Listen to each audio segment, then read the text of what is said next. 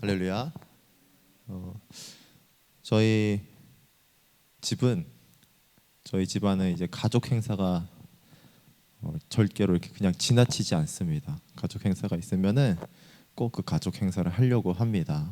그래서 제가 어린 시절에도 그런 가족 행사를 많이 준비하고 했었어요. 뭐 부모님 결혼 기념일이라든지 부모님 생신이라든지 그런 일 있으면은 꼭 빼놓지 않고 항상 축하하고 같이 파티하고 그랬었는데, 이제 어느 날은 이제 그 부모님 결혼 기념식이었던 것 같아요. 그날 이제 저희가 초등학교 시절에 저희 누나하고 저하고 있었을 때, 그때 이제 누나가 한참 그렇게 파티 준비하는 거를 또 좋아해가지고, 그래서 부모님은 다 이제 회사 나가시고 집에 안 계시니까 저희들이 이제 집에서 파티 준비를 한 거죠. 부모님 오면은 우리가 깜짝 놀래켜 드리자. 그래서 선물도 사서 준비해 놓고 이제 막 준비를 하는 거예요. 풍선도 불어서 달아놓고 리본도 달아놓고 그런 식으로 준비를 하는 거죠. 그렇게 준비를 하다가 저기 이제 좀 더 위에다가 풍선을 붙이면 좋겠다라는 생각이 들어서 이제 그 높은 곳을 올라가려고 하다가 장식품 하나를 제가 톡 건드려서 떨어집니다. 근데 그게 떨어져서 그 밑에 이렇게 TV 다이가 있는데 그 TV 다이 위에 유리가 이렇게 있는데 그 위로 턱 떨어진 거죠. 그러니까 유리가 어떻게 되겠어요? 금이 촥! 그 순간부터 즐거웠던 제 마음이, 부모님이 언제 오나 기대됐던 제 마음이, 부모님이 오면은 큰일 났다, 안 왔으면 좋겠다라는 마음으로 바뀌어가고, 그렇게 두려움에 떨었었던, 이게 좋은 건가 나쁜 건가 막 이렇게 마음이 뒤숭생숭했었던 그런 날이 기억이 나긴 하는데, 그런 거예요. 여러분들 어린 시절에 다 이런 경험들 한두 가지씩 다 가지고 계시죠. 이때 보면은 우리가 결코 못하려고 그러는 게 아니고 우리 나름대로는 기특한 생각을 해가지고 한 거거든요. 근데 기특한 생각을 해서 이렇게 하는데, 우리는 그런 생각을 했지만 우리가 원했던 만큼 결과를 만나지 못하고 가끔은 혼나기도 하고 그런다라는 거죠. 그러니까 우리는 기대한 만큼 할 수 있는 실력도 없고 우리가 생각하는 만큼 풀어낼 수 있는 능력이 없기 때문에 그래요. 그래서 어렸을 때일수록 기특한 생각을 하면 할수록 문제가 많이 생길 때가 많아요. 그런 거죠. 내가 오늘은 요리를 한번 해봐야겠다. 부모님 힘들지 않게. 그래서 요리를 합니다. 막 하다가 이거는 잠깐 여기다 놓고, 뭐 또 막 하다가 이건 여기다 놓고, 이것도 꺼내보고 저것도 꺼내보고 하다 보면 이제 주방이 어떻게 돼요? 난장판이 되는 거죠. 난장판이. 근데 그거를 결코 내가 부모님을 힘들게 하겠어 라는 생각으로 한 건 아니거든요. 나는 부모님 앞에 기특한 생각을 가지고 한 거란 말이에요. 그러니까 그걸 딱 보는 엄마가 이제 뭐라 그래요? 화를 낼 수는 없고, 얘 마음은 알잖아요. 기특해서 기특한 마음을 가진 건 아니까 화낼 수는 없고, 다음부터 먹고 싶은 거 있으면은 엄마한테 해달라 그래, 그렇게 말하잖아요. 그러면서 막 치우면서, 우리가 또 그런 거 말고도 막 설거지하면서 깨트리기도 하고, 우리가 기특한 생각을 많이 하는데 사고가 날 때가 생각보다 많다라는 거죠. 우리가 신앙생활 하면서도 마찬가지라는 거예요. 어느 날 갑자기 문득 내가 교회에서 이렇게 하나님 앞에 영광을 돌리면 좋겠다, 내가 하나님의 일을 이런 식으로 해야겠다라는 기특한 생각을 하게 됩니다. 근데 그 기특한 생각을 하면 좋은데 이상하게 그 끝이 좋지 못할 때가 많고, 기특한 생각을 한 것까지는 좋았는데 완성하지 못하는 경우가 많고, 오히려 사람들에게 상처 주는 경우가 많고, 내가 기특한 생각한 만큼 결과가 나오지 않을 때가 너무 많다라는 거죠. 그래서 우리는 기특한 생각이 들 때 조금은 점검해 봐야 됩니다. 내가 정말로 그 생각을 완성해낼 수 있는 실력이 있나? 내가 좋은 생각이 떠올랐는데 내가 정말 이거 끝까지 가지고 갈 수 있는 인내심은 가지고 있는가? 이것이 정말로 하나님의 뜻인가? 우리는 점검해 봐야 된다라는 것이죠. 오늘 말씀 보면은 이제 다윗이 나옵니다. 다윗도 1절 말씀 보니까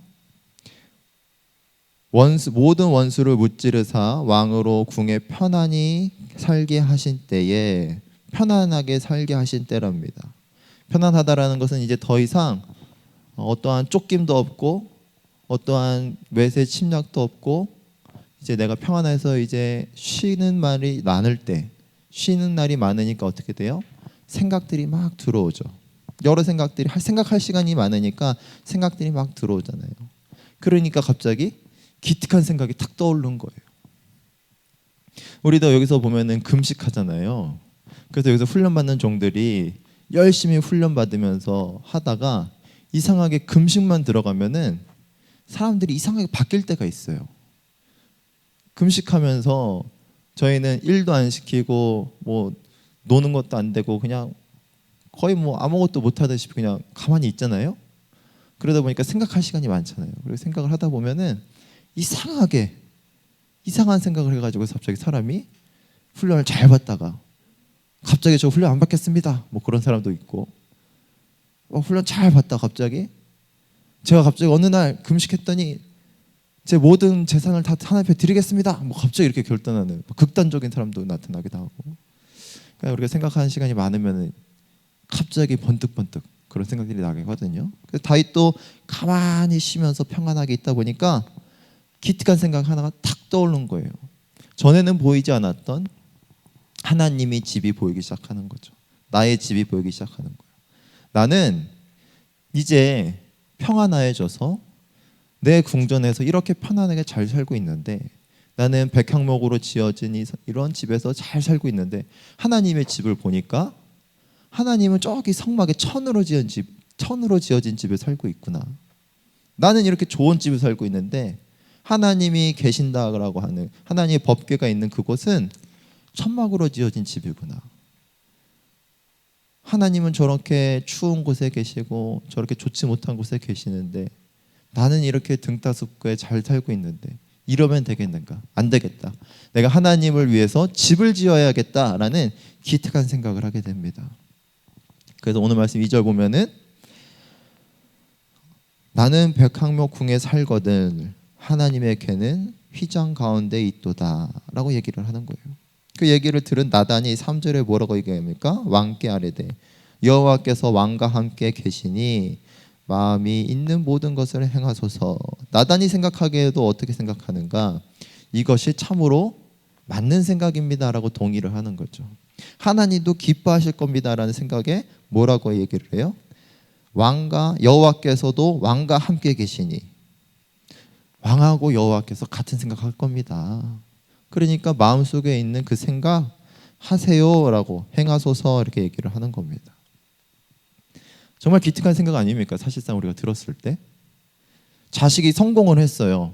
자식이 성공을 해가지고 막 좋은 집에 살기 시작했습니다. 막 100평이 넘는 집에 살아요. 그래서 막 몇 억이 되는 인테리어로 집을 쫙 꾸며놨어요. 성공했기 때문에. 근데 부모님은 조그만 단칸방 있는 집에서 보일러도 잘 안 들어오는 곳에서 살고 계세요. 그러면 당연히 내가 능력이 된다면 부모님도 좋은 집을 해드리는 것이 자식된 도리 아니겠습니까? 그것을 해주는 것이 너무 당연한 거 아니에요? 내가 능력이 있는데 그렇게 한다는 건 너무 당연한 거 아니에요?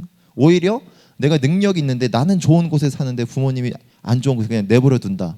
오히려 이런 것을 저것도 자식이라고 욕먹을 행동 아니겠습니까? 그러니까 다윗은 어떻게 보면 너무나도 당연한 생각을 했고 기특한 생각을 했다라는 거예요.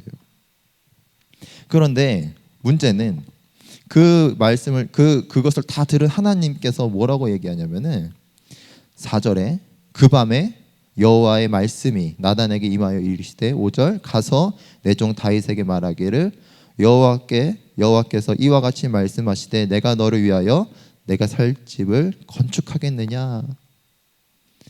이 말씀은 역대상 17장 4절에 정확하게 나옵니다. 나의 집을 건축하지 말라라고 직접적으로 얘기를 하시는 거예요. 내 집을 건축하지 말라. 다윗의 생각은 좋았으나 너무나도 기특한 생각이었지만 하나님께서는 더 좋은 계획을 가지고 계셨어요. 다윗이 하나님의 집을 건축하는 것보다도 더 좋은 계획을 가지고 계셨기 때문에, 더 좋은 생각을 가지고 계셨기 때문에 그것을 거절합니다. 그래서 우리는 기특한 생각이 떠오를 때, 뭔가 어떤 것을 일을 추진할 때 우리는 점검해 봐야 된다는 거예요. 상식적으로 봐도 누구라서도 좋은 것이라고 생각할 때, 그럴 때일수록 우리는 더욱더 점검해 봐야 된다는 것이죠. 이것이 정말로 하나님의 뜻과 일치하는가? 내가 정말로 하나님의 뜻대로 나아가고 있는가? 하나님이 기뻐하시는 것인가? 이렇게 했을 때 진짜로 하나님이 영광 받으실 수 있는가? 우리는 판단하고 점검해야 된다는 것을 얘기하는 겁니다. 이것은 기특한 생각을 멈추라는 말이 아닙니다. 이것은 기특한 생각을 멈추라고 하는 것이 아니고, 우리는 기특한 생각을 해야 되지만 점검을 꼭 해야 된다는 것을 얘기하는 거예요. 우리 어린아이들이 사고를 치더라도, 우리가 수습할 것이 많아지고 귀찮아지더라도 그 아이들의 모습을 보면 사랑스럽지 않습니까? 우리가 하나님 앞에서 뭔가 열심을 내겠다고 기특한 생각해서 뭔가 하고 있으면 하나님께서는 그 마음을 보시고 기뻐하신다라는 거예요. 저는 자식과 같은 동생 신범이가 있잖아요. 13살 차이가 나는 동생이 있잖아요. 이 녀석을 키우는데 보면은 은근히 손이 많이 갑니다. 제 자식이 아니고 그냥 동생이지만 나이 차이 많이 난다는 이유로 자식처럼 키웠기 때문에, 그래서 뒤에서 뭔가 챙겨주려고 하면 은근히 손이 많이 가요. 은근히 귀찮고요.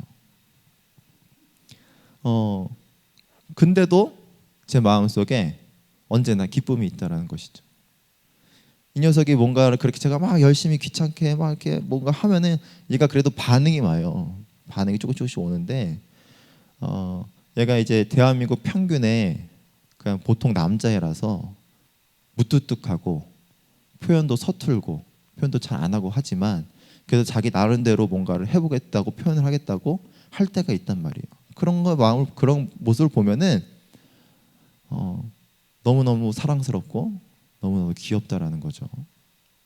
오늘도 제가 얘가 이제 대학을 간다고 이제 뭐 여러 가지 준비를 해야 된다 그래가지고 제가 얘를 데리고 돌아다니면서, 야 이것도 필요하지, 저희 누나하고 같이, 야 너 이것도 필요해, 너 가면 이것도 야 이거 꼭 챙겨야 돼. 그래서 막 이것저것 막 챙기고 준비를 해갖고 왔거든요.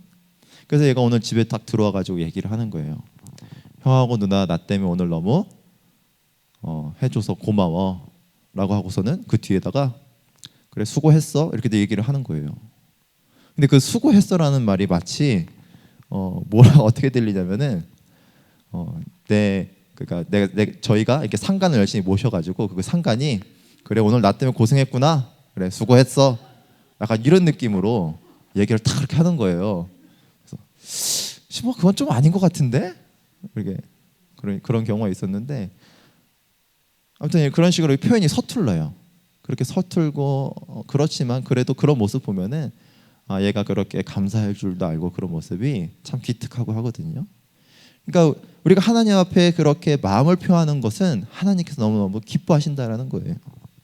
그래서 오늘 말씀에도 보면은 8절 그러므로 이제 내 종 다윗에게 이와 같이 말하라 라고 하면서 쭉 얘기하시고 그러면서 이제 축복을 하시는 거예요. 10절에 내가 또 내 백성 이스라엘 위하여 한 곳을 정하여 그곳을 그를 심고 그를 거주하게 하고 다시 옮기지 못하게 하여 악한 종류대로 전과 같이 그들에게 해하지 못하게 하여 전에 내가 사사에게 명령하여 내 백성 이스라엘에게 다스리던 때와 같이 아니하고 내 모든 원수에게 벗어나 편하게 쉬게 하라. 여호와가 또 내게 이르노니 여호와가 너를 위하여 집을 짓고 내 수완이 차서 내 조상들과 함께 누워 때에 내가 내 봄에 날 내 씨를 내 위에 세워 그의 나를 경고하게 하리라 하면서 계속 축복을 하시는 거예요. 뭐라고 계속 축복을 하시는 겁니까? 그 모습 속에서 내가 너를 여호와께서 너에게 기업을 주고 그 땅에 거하게 할 거고, 내가 그 사방의 모든 대적에서부터 평안케 할 거고, 그곳에서 너를 언제나 다스리고 이끌 거다. 내가 너를 사울과 같이 버리지 아니할 것이고 내가 너를 언제나 나의 앞으로 돌아올 수 있게끔 인생 채찍과 사람 막대기로 나를 언제나 징계하고 나에게 돌아오게 할 것이다 라는 수많은 축복을 하시는 거예요. 하나님께서 그 마음을 기쁘게 생각하시고, 다윗이 그런 말을 들을 수 있었던 이유는 언제나 하나님을 영광을 쫓았기 때문입니다. 그가 언제나 기특한 생각을 할 수 있었던 이유가 뭐냐면은 하나님의 영광을 쫓는 사람이었기 때문이라는 거예요. 하나님의 영광을 쫓았기에 하나님의 집을 보고서는 그런 기특한 생각을 해낼 수가 있었던 거거든요. 그리고 하나님께서도 그 마음을 아시고 그에게 축복하셨던 것이고, 그래서 우리는 하나님의 영광을 쫓는 사람들이 되어야 된다는 것을 얘기하는 겁니다. 하나님의 영광을 쫓을 때에 하나님께서 다윗에게 축복하셨던 것처럼 우리 삶 가운데 하나님의 축복이 임한다라는 것을 얘기를 하는 겁니다. 우리가 언제나 기특한 생각을 멈추지 않기를 소망합니다. 근데 우리 기특한 생각하는 것도 중요하지만 기특한 생각하면서 하나님의 영광을 쫓는 것이 전부가 아니고 우리는 하나님의 음성을 들을 수 있어야 된다는 것을 얘기하는 겁니다. 신앙이 좋은 사람들이 가지고 있는 오류와 함정은 뭐냐면은 내가 가지고 있는 생각이 하나님의 생각과 멀어지고 있지만 그것이 멀어지고 있지 못하다라는 것을 멀다라는 것을 깨닫지 못하는 거예요. 자신의 생각이 맞고 자신의 의가 맞고 자신의 의에 복받쳐서 하나님의 뜻의 생각을 생각하지 않고 자신의 의지와 열심으로 나아가고 있다는 것이죠. 이런 모습들은 우리가 많이 찾아볼 수가 있는데 언제 그런 모습들이 교회에서 나타나냐면은 교회가 새로운 데로 이전을 한다고 할 때, 이제 확장 이전을 한다. 뭐 아니면은 목사님을 청빙을 한다. 이제 목사님이 은퇴하시고 나서 이제 새로운 목사님을 데리고 온다. 뭐 이런 거라든지, 뭐 장로님을 이제 새롭게 임명한다. 뭐 그런 거 할 때라든지, 그런 거 할 때마다 사람들이 갑자기 막 파벌이 생기기 시작하는 거예요. 그래서 왜 저 장로는 저 사람은 왜 장로가 되고 왜 이 사람은 장로가 안 되냐? 뭐 그런 걸로 싸우고, 왜 지금 이 교회 잘 되고 있는데 교회를 굳이 확장해서 이전하려고 하느냐? 욕심 아니냐? 막 그렇게 해서 또 싸우고, 저 목사님은 우리 마음에 안 든다. 저 목사님은 과거에 이런 일이 있었다더라. 그러면서 막 싸우고, 그렇게 여러 가지 싸우는 모습들이 있거든요. 그런 모습 속에서 잘 보면은 그들이 결코 하나님의 뜻을 받아서 그렇게 싸우는 것이 아니에요. 자신이 가지고 있는 생각, 자신이 가지고 있는 그 뜻을 펼치고자, 내가 그 조그마한 교회라는 공동체 안에서도 내가 어떠한 위치에 올라가고자 기득권은 막 무너뜨리겠다라는 뭐 그런 신념을 가진 사람들도 있고, 그런 모습 가운데 싸우는 거거든요. 하나님이 저에게 교회를 옮기지 말라 그랬습니다. 하나님이 교회를 옮기라 그랬습니다. 하나님이 저 사람을 택했습니다. 그렇게 응답받아서 싸우는 사람이 없어요. 자신의 생각과 자신의 의를 드러내면서 싸우고 있단 말이에요. 그것이 왜 자신의 생각이고 자신의 의냐? 그 싸움이 어디까지 가냐면 세상의 법정까지 끌고 간단 말이에요. 성경에서는 뭐라 그랬어요? 세상의 법정에 가지고 가지 말라 그랬잖아요. 교회의 일을. 그랬는데 그 일을 세상의 법정까지 가지고 가는 거예요. 이것은 이미 하나님의 뜻을 따르겠다라는 의미가 아니에요. 성경에 나온 말씀조차 따르지 않는 자가 무슨 하나님의 뜻을 따르겠다라고, 그것은 자신의 의고 자신의 생각이라는 거예요. 그런 모습들이 우리 교회의 모습 가운데 심심치 않게 발견된다는 것이죠. 지금의 한국교회가 이렇게 된 이유가 무엇입니까? 많은 교회들이 상처 입고 많은 사람들이 믿음을 잃어가고 많은 사람들이 떠나가고 있는 이유가 교회 안에 이런 모습들이 너무너무 많다라는 것이죠. 자기 나름대로는 기특한 생각이었고 자기대로는 의가 있었고 자신대로는 열심히 있었지만 결국엔 그 모습들은 하나님의 음성을 듣지 않고 하나님의 뜻을 알지 않고 향한 행동이었기 때문에 그런 모습이 나올 수밖에 없다라는 겁니다. 다윗은 하나님의 집을 짓겠다라고 했습니다. 주변 사람들도 동조했어요. 너무나 좋은 생각이라고. 하지만 하나님께서 말씀하셨죠. 하지 말라. 다윗은 그 음성을 들었어요. 근데 많은 사람들은 이 음성을 듣지 못한다는 것이죠. 다윗은 자신의 의지를 하나님의 음성으로 꺾어버렸어요. 다윗이 얼마나 열심히 있는 사람이었냐면은 하나님의 법궤를 가지고 올 때 다른 사람들의 시선을 신경 쓰지 아니하고 자신의 몸이 드러나는 것을 신경 쓰지 아니하고 나는 하나님 앞에 기뻐 춤추던 사람이 다윗이었어요. 그렇게 하나님을 사랑했고 하나님을 위해서라면 열심을 다할 수 있는 사람이었는데 그가 그런 사랑과 열심을 꺾을 수 있었던 이유는 하나님의 음성을 들었기 때문이에요. 내가 하나님을 사랑하는데 하나님이 하지 말라면 당연히 꺾여져야 되는 것이 우리의 생각과 의지라는 겁니다. 근데 많은 사람들이 그러지 못한다는 것이죠. 우리는 하나님의 음성을 들어야 합니다. 하나님의 음성을 들어야 하나님의 그 큰 뜻을 알 수가 있는 거예요. 다윗의 축복했던 말 가운데 보면은 12절부터 13절에 다윗의 자손을 세워 나라를 영원히 경고케 한다라는 것은 다윗의 집안을 축복한다는 메시지도 있지만 장차 오실 예수님에 대한 메시지도 같이 들어가 있는 겁니다.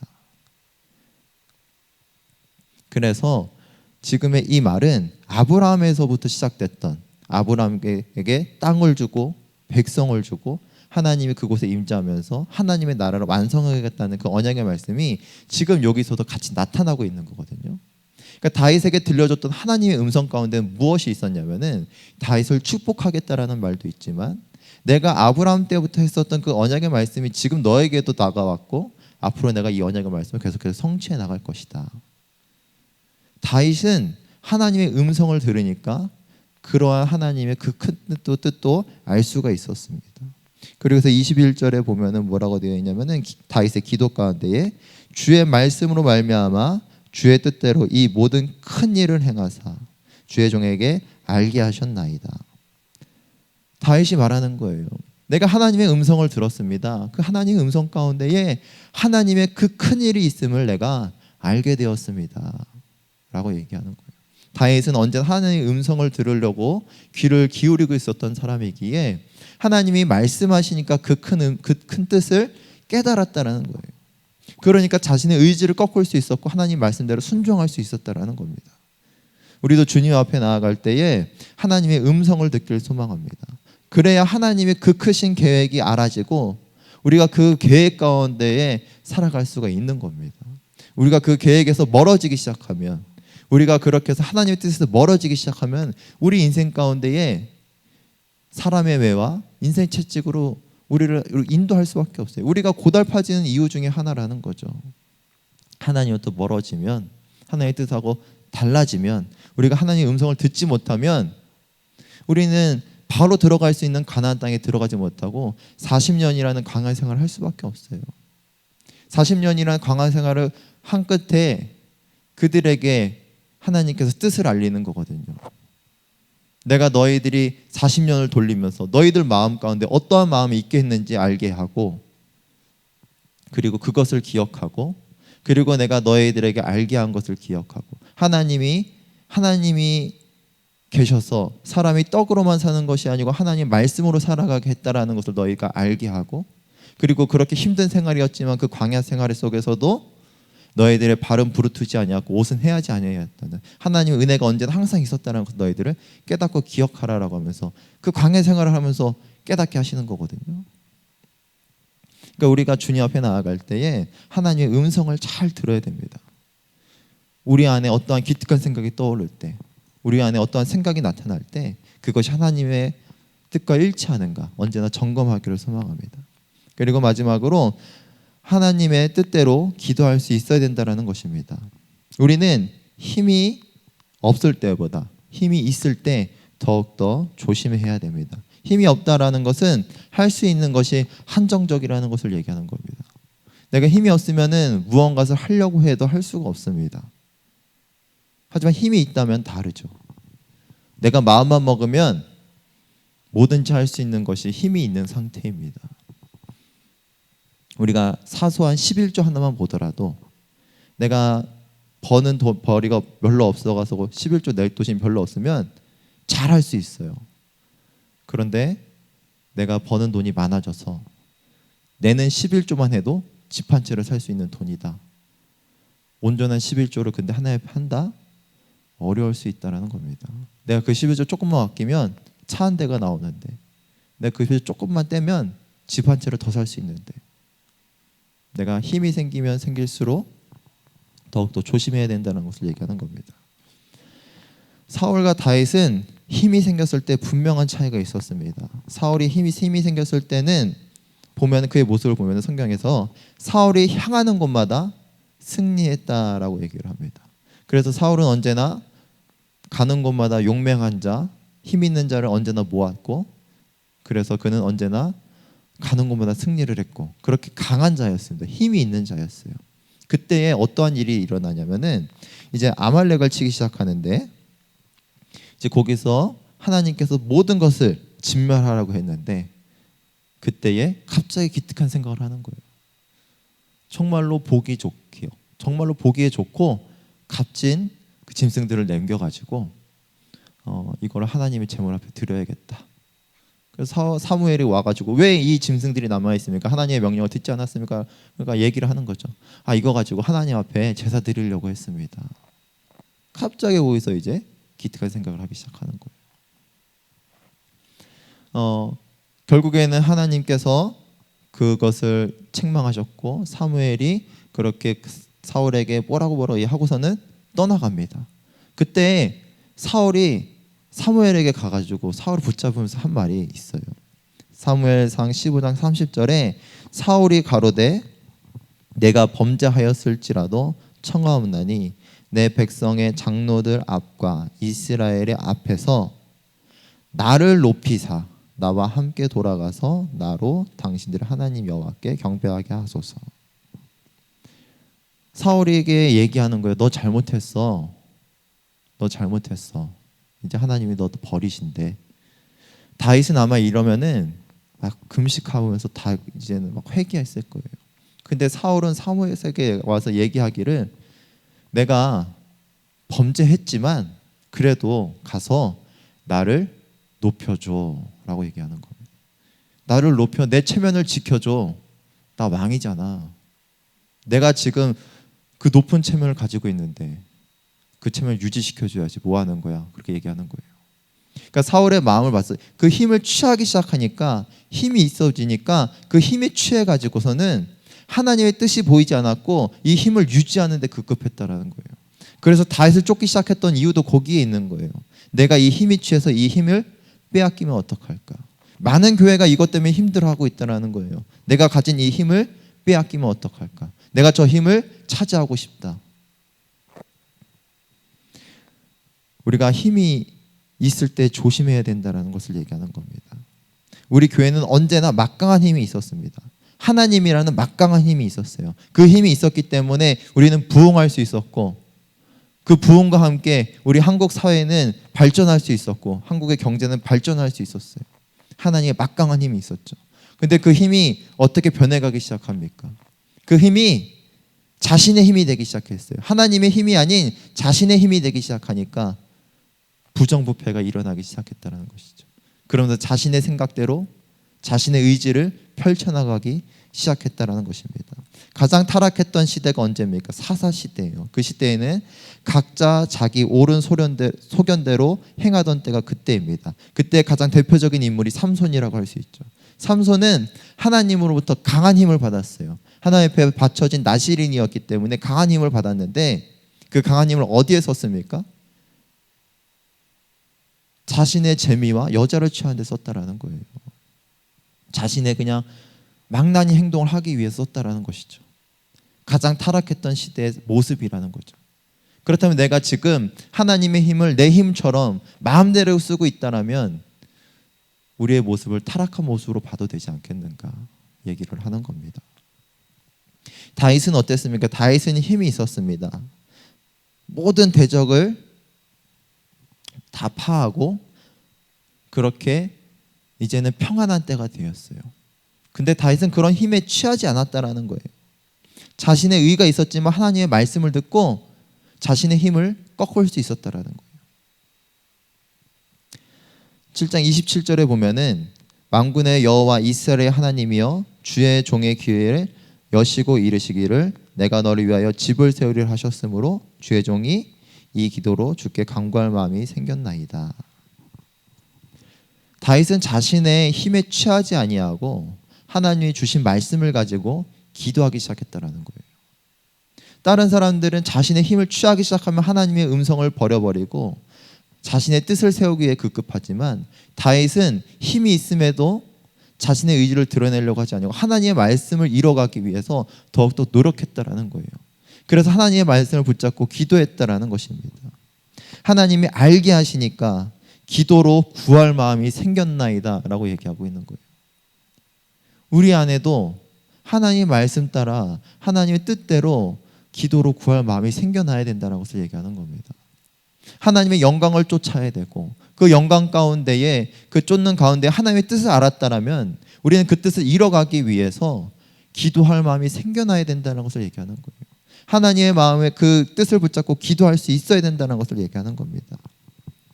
그래서 다윗은 언제나 하나님의 뜻대로 기도했고 하나님의 뜻대로 나아가기 위해 겸손했고 언제나 주님 앞에 납작 엎드려져서 하나님 앞에 사랑을 고백했고 하나님 앞에 찬양했고 우리도 그런 모습 가운데 살아야 되지 않겠습니까? 우리도 다윗과 같이 되기를 소망합니다. 우리가 수많은 믿음 생활 가운데에 수많은 생각이 들어오고 수많은 그 환경 가운데서 우리는 그때그때마다 어떻게 해야 될 것인지에 대해서 선택하고 판단하고 수많은 결정들을 하게 됩니다. 그럴 때마다 우리는 점검하기를 소망합니다. 내가 정말로 하나님의 영광을 쫓아서 기특한 생각을 했는가? 그렇다면 내가 이 기특한 생각은 정말로 하나님의 뜻을 쫓고는 있었는가? 하나님이 나에게 들려주는 음성은 무엇인가? 하나님의 음성에 귀 기울일 수 있어야 돼요. 성경에서 언제나 말하는 것이 하나님을 알지 못하고 예수를 알지 못하는 자들을 표현하기를 눈먼 자, 귀머거리 그렇게 표현을 하는 거예요. 하나님을 보지 못하고 하나님의 말씀을 듣지 못하는 자를 예수를 알지 못하는 자로 표현하고 있다는 겁니다. 예수님을 만나지 못한 자라고 표현하고 있다는 거예요. 정말로 우리가 예수님을 만났고 예수님의 은혜가 있으면 우리는 들을 수 있어야 되고 볼 수 있어야 됩니다. 하나님의 음성을 들어야 된다는 것이죠. 하나님이 우리에게 무슨 말씀을 하시는가? 그 작은 목소리 하나라도 놓치지 않을 수 있도록 우리가 귀 기울이며 살아야 된다는 것을 얘기하는 겁니다. 우리가 귀 기울여서 살아갈 때에 하나님이 뜻을 알리시고 하나님이 우리 삶 가운데 역사하신다는 것이죠. 그럼 우리가 그것을 알았다면 그것을 놓치지 않기 위해서 그것을 붙잡고 기도해야 된다는 것을 얘기하는 거예요. 기도라는 것은 단지 어떠한 우리의 소망을 이루고자 하나님을 나의 소망을 이루어주는 하나의 도구로서 생각하고 기도하는 것이 아니고 내가 정말로 하나님의 뜻을 붙잡고 기도하는 것, 내가 하나님의 그 뜻과 하나 되게끔 해달라고 기도하는 것이 진정한 기도라는 것을 얘기하는 겁니다. 성경에서도 예수의 이름을 붙잡고 기도하는 자에게 모든 것을 다 이루어주겠다라고 얘기하고 있어요. 근데 그 전제가 뭐냐면 너가 내 안에 있고 내가 너 안에 있어야 된다는 거예요. 나의 말씀이 너희 안에 있어야 된다는 것을 얘기하는 거죠. 나는 포도나무고 너희는 가지니 나에게 접붙임을 받아서 그렇게 살아가야지. 나에게 떨어져서 마른 나무가 되면 마른 나뭇가지가 되면은 다 모아가지고 태워버린다라는 거예요. 그러면서 너희는 나의 안에 있어라. 그리고 나의 말이 하나님의 말씀이 너희 안에 있게 하라. 그러면 내 이름으로 구하면 다 이루어지리라라고 얘기하거든요. 성경에서는. 기도할 때에 하나님의 뜻이 내 안에 있어야 그 뜻을 가지고 기도해야 진정한 기도지 그렇게 하나님의 뜻이 없는 기도는 이루어질 수 없다는 것을 얘기하는 거예요. 하나님의 뜻을 붙잡고 기도해야 그 뜻을 붙잡고 예수의 이름으로 기도해야 이루어지는 것이지 그 하나님의 뜻도 없이 하나님의 말씀도 없이 그냥 기도하면은 그것은 조금은 잘못된 기도라고 얘기할 수 있다는 것입니다. 그러니까 우리가 주님 앞에 나아갈 때에 언제나 주님의 뜻을 붙잡고 기도하기를 소망합니다. 그럴 때에 하나님께서 한없는 축복과 은혜로 우리를 인도해 줄 거라고 믿습니다. 다윗의 삶을 축복했던 것처럼 우리의 삶에도 축복이 있고 다윗이 평안했던 것처럼 우리도 평안할 수 있고 다윗이 언제나 감사했던 것처럼 우리도 감사할 수 있고 찬양할 수 있고 주님 앞에 나아갈 수 있을 거라고 굳게 믿습니다. 우리에게도 오늘 말씀대로 우리 삶 가운데 나타나서 우리 삶이 변화되는 역사가 있기를 소망합니다. 그래서 우리가 종국에는 하나님 앞에 영광 돌리고 주님을 만나 찬양하기를 간절히 소망합니다. 이 시간 그렇게 달라고 주여 한번 외치고 기도하도록 하겠습니다. 주여